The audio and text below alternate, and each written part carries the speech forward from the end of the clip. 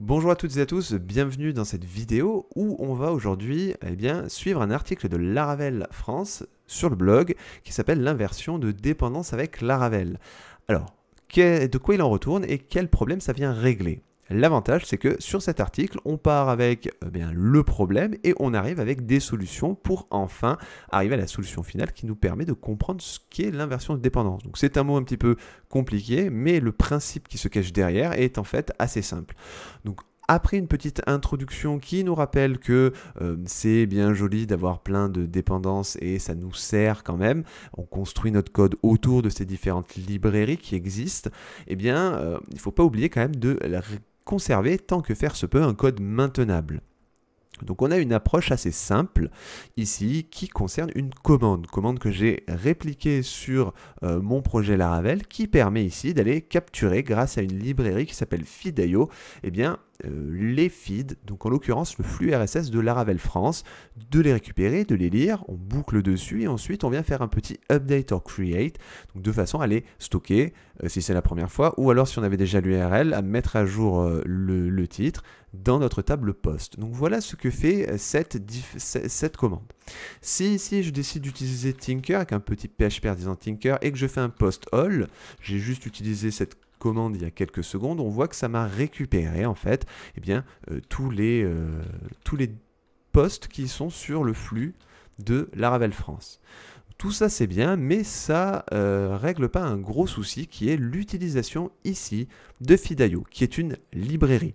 Petite parenthèse, pour pouvoir l'instancier, on n'oublie pas dans le app service provider d'enregistrer, donc de faire connaître au container de Laravel que pour l'instancier, il va falloir l'instancier de cette façon-là en lui passant un client HTTP. J'ai passé Guzzle, voilà, c'était juste une petite interlude.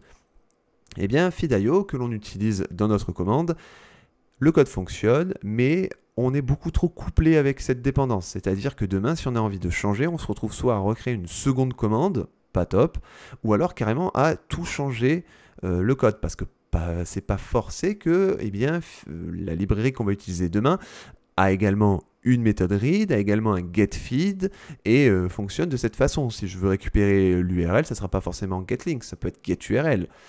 Et le title, il en va de même. Donc évidemment, il y a trop de couplage ici entre ma logique métier et la librairie que j'ai utilisée. C'est là qu'on va arriver avec des solutions. Première solution, ça va être d'encapsuler tout ça dans un service. Le service, c'est une classe PHP qui va contenir de la logique. Donc ici, on a une classe reader. Donc ce que je vais faire, c'est directement dans mon dossier service, me créer une nouvelle classe reader. Donc je vais faire ici une classe que j'appelle reader. Je vais lui donner comme dépendance à sa construction feed.io, j'oublie pas d'importer, comme ça directement je vais déplacer ma dépendance dans cette classe PHP, et ensuite je vais récupérer le code ici, fetch, donc cette méthode fetch qui me permet d'aller récupérer feed.io, ensuite de faire le read dessus, et puis de faire globalement le même code que j'ai utilisé dans ma commande, si ce n'est que je stocke ça dans un tableau items et je le renvoie. Ça va me permettre d'adapter ma commande. Donc ici, je vais plutôt directement utiliser reader, que j'importe. Et ensuite, je vais pouvoir directement utiliser la méthode ici, fetch. Je vais renommer ça reader. Je vais utiliser fetch. J'inscris mon URL. Et là, j'ai directement les items. De cette façon, je peux ici récupérer mes items. Et à ce niveau-là, je sais que j'ai directement un tableau de tableaux et la clé, c'est title ou URL, suivant si je veux récupérer le titre ou le lien. Donc ça va plutôt être quelque chose comme item. Et là, c'était URL. Et enfin ici, ça sera item, title. Donc voilà comment se séparer un petit peu de cette dépendance, de cette librairie feed.io. Le petit souci, en fait, c'est que en fin de compte, c'était bien d'avoir déplacé ce code-là dans une classe service, mais ça ne règle pas le problème pour autant. En fait, ça n'a fait que déplacer le problème. C'est-à-dire que on est quand même bien au courant que la librairie utilisée dans notre commande, c'est quand même Fidaio, puisque Reader est lui-même très couplé à Fidaio. Donc, quand on a ce genre de problème-là, on le règle par une interface. Donc par du polymorphisme. De la même manière, on a très peu de contrôle sur la structure de données. Ici, j'ai un tableau, donc j'utilise la clé URL et la clé title, mais j'ai pas de DTO, j'ai pas de classe qui vient nourrir un petit peu cette logique pour pouvoir créer la structure de données. Donc il y a quelque chose qui est très important, c'est ce schéma-là dans l'article. On voit le flux de dépendance. Donc en gros, vous avez d'un côté votre commande fetch post using feed qui est là pour faire quelque chose, qui est propre à votre métier, qui est propre à la logique métier de votre application. Ça, c'est vraiment votre code applicatif. Et vous avez une frontière qui est dessinée et vous avez les dépendances de l'autre. Vous avez un petit peu qu'est-ce qu'on utilise, qui fabrique quoi. Donc, nous, on a notre reader qui est encore une fois très couplé à Fidaio. Et on a donc cette structure de données qui est directement fabriquée par Reader. On n'a pas de contrôle sur la structure de données, on voit que c'est un tableau, et en plus ici on n'a pas d'interface pour notre classe Reader. Donc en fait la frontière, elle existe ici, mais on ne l'a pas encore trop symbolisée par l'interface. Donc c'est la solution ici qui est apportée, qui est l'inversion de dépendance, où on va bien délimiter la couche applicative de nos dépendances. Donc on part du principe qu'on a notre commande fetch post using feed qui va à la fois utiliser un reader interface qui est une interface qui va définir, qui va être implémentée par une classe il va peut-être y en avoir plusieurs. Elles vont implémenter différentes dépendances, Fidaio ou une autre librairie, mais on sait qu'elles implémentent un reader interface, donc on sait que derrière, elles vont avoir une ou des méthodes et elles vont pouvoir utiliser, on sait à quoi s'attendre, et elles vont pouvoir utiliser derrière une certaine structure de données qui est définie par une autre interface qui s'appelle item interface. Et c'est là l'inversion de dépendance dont on nous parle depuis le début.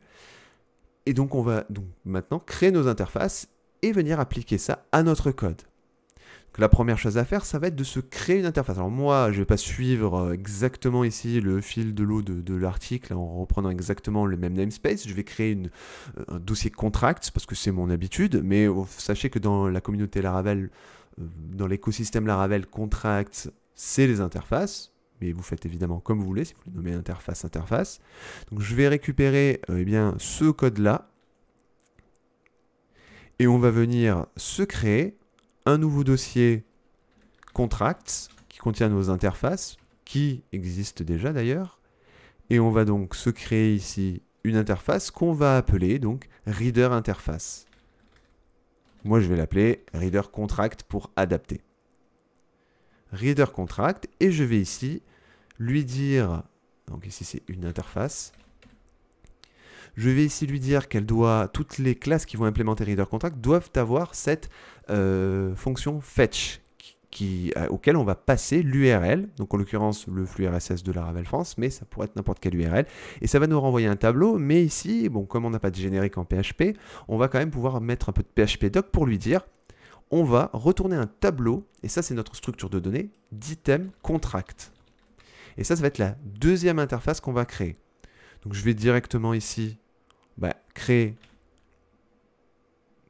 dans contract, ici, item contract. Et je sais que ça doit implémenter getTitle et getURL. Et c'est une interface. Donc ici, j'ai pu mettre en place un petit peu ce qui va délimiter la frontière entre notre code applicatif et nos différentes dépendances. Donc maintenant, on est prêt à pouvoir écrire le code autour de cette interface. Donc on va déjà transformer en fait dans notre service, ici, notre reader. Donc on va déjà revenir ici, on va le renommer, je vais renommer le fichier en feed.io reader. Donc il a évidemment toujours cette dépendance feed.io, mais seulement ici, on sait déjà qu'il va devoir envoyer un arrêt de item contract. Et ensuite, on sait qu'on va devoir implémenter ici, donc déjà, feed.io implémente item, alors pas item contract, mais reader contract.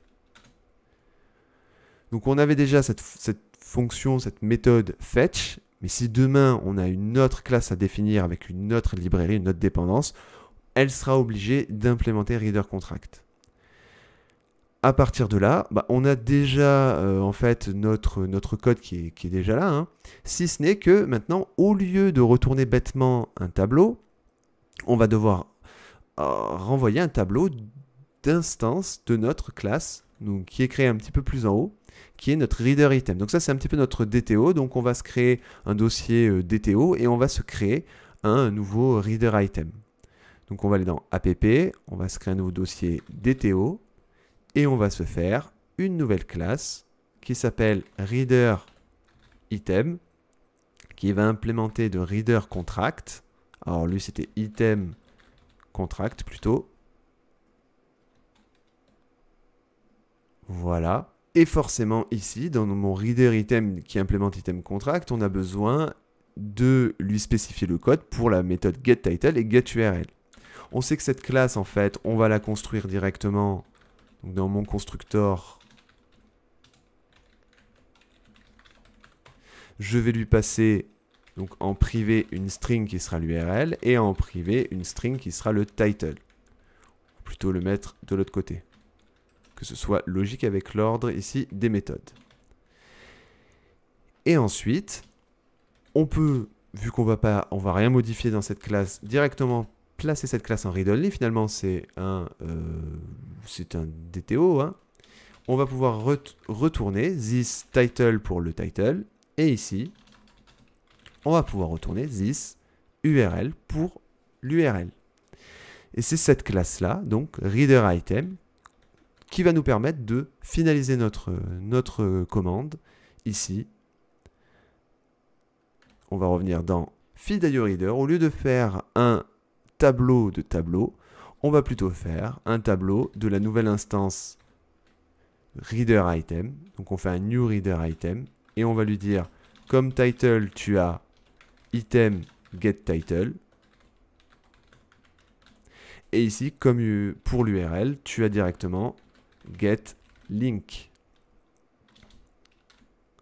Et j'oublie pas d'importer la classe. On n'oublie pas, dans l'app service provider, de préciser, pour le container de Laravel, que lorsqu'on a l'instanciation d'une interface, entre guillemets, lorsqu'on utilise reader interface, on veut le faire mapper avec feed.io reader. Et c'est à changer, évidemment, suivant la classe, la librairie qu'on utilise. Donc je vais aller dans app service provider. Et tout en haut, dans mon tableau binding, je vais lui dire, lorsqu'on a un reader contract, je veux utiliser feed.io. On va pouvoir maintenant réadapter notre commande. Donc au niveau de la méthode handle, on peut utiliser désormais notre interface. Donc on va utiliser notre reader contract. Ici, donc c'est toujours la variable reader. On sait que peu importe la librairie qu'on va utiliser, on aura forcément, elle implémentera forcément, sinon on aurait une erreur PHP, notre méthode fetch. Et là, ça nous permet de créer toute une déclinaison de classes qui implémenteront leur propre librairie, leur propre dépendance, sans que notre commande ou notre logique métier soit directement impactée ou soit directement couplée avec. Elle n'est plus au courant. Tout ce qu'on sait, c'est que cette méthode fetch nous renvoie un tableau d'item contract.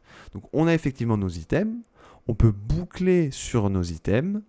Ce qu'on peut également faire, c'est directement se créer une méthode update or create post, et comme ça on pourra directement typer les choses. Donc je vais lui passer un item, je vais venir ajouter cette méthode en bas et on voit qu'on passe directement une instance à chaque fois d'item contract.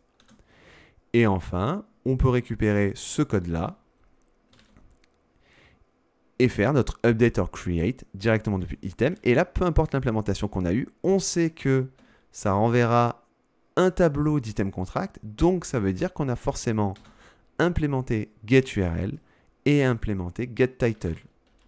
On est définitivement plus au courant en fait de comment ça a été fait. On peut juste utiliser notre commande tranquillement.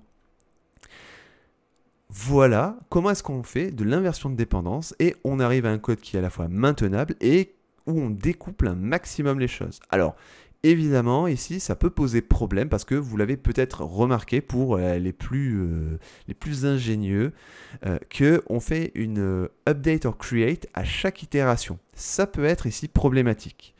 Donc, vous pouvez évidemment vous inspirer d'un article que j'ai écrit qui est disponible sur le blog de Laravel France, qui s'appelle Optimiser vos requêtes, où je parle de ce problème-là et je vous montre différentes façons de faire pour optimiser vos requêtes. Et on parle justement de ces soucis de boucler pour faire comme ça des requêtes en pagaille. N'hésitez pas à aller voir cet article-là et par extension tous les autres qui sont vraiment une belle mine de connaissances quand on utilise Laravel. Je vous remercie bien pour votre fidélité, j'espère que cette vidéo vous aura plu et je vous revois pour la prochaine vidéo.